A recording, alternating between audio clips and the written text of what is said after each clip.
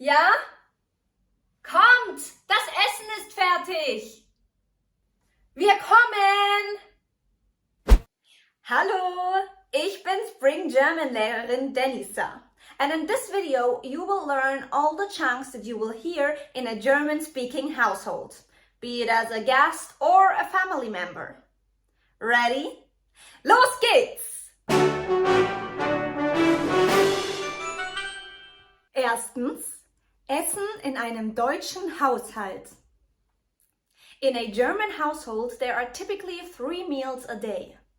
Frühstück, Mittagessen, Abendessen. Also, it's important to eat together, mostly at dinner. Hast du schon gegessen? Ja, ich war bei einer Freundin. Du weißt doch, dass wir zusammen zu Abend essen. Entschuldigung, Mama. Komm, setz dich an den Tisch mit uns. It's considered as rude to not sit at least at the table with the family when eating, no matter if you're a guest or family member. Here are some typical German dinners for you. Sauerbraten, Spätzle, Kartoffelpuffer, Abendbrot. Abendbrot is something that a lot of foreigners have to get used to.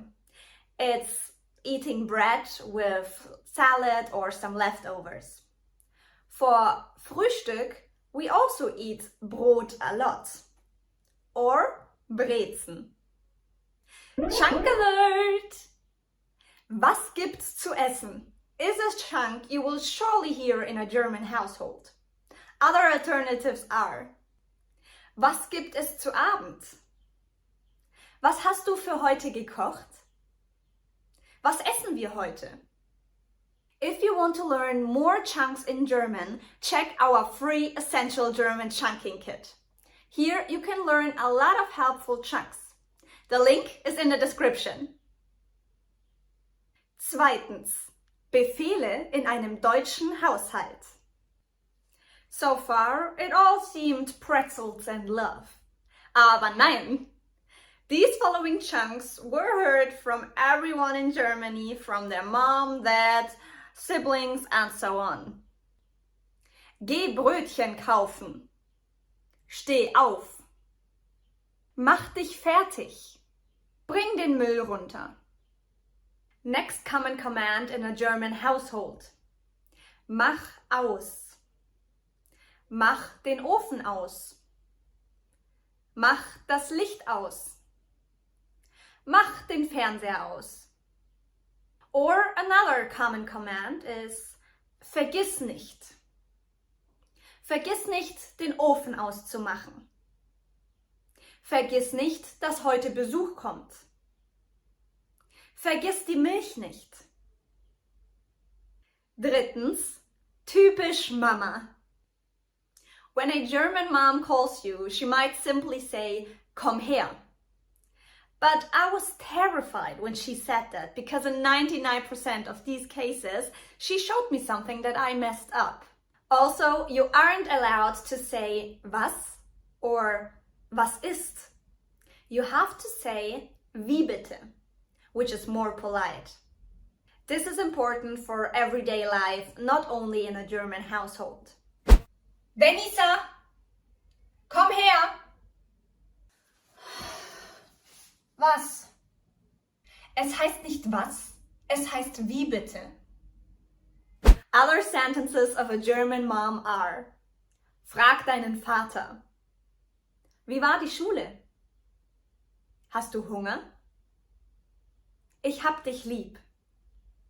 While ich liebe dich is reserved for a romantic relationship, a softer form for family and friends is ich hab dich lieb. At the end of this video, I will translate an embarrassing request in a German household. Stay tuned. Viertens, typische Fragen. The following dialogue is a recreation of 70% of my childhood. Darf ich mich mit Annika treffen? Hast du dein Zimmer aufgeräumt? Ja. Bist du du dir sicher? Ja, Mama. Wenn ich jetzt hochgehe und Dreck finde, was mache ich dann mit dir? Ich schau lieber nochmal. Wenn ich jetzt hochgehe und Dreck finde, was mache ich dann mit dir? This phrase is magical.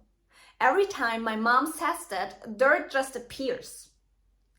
Did you have discussions like that with your mom too?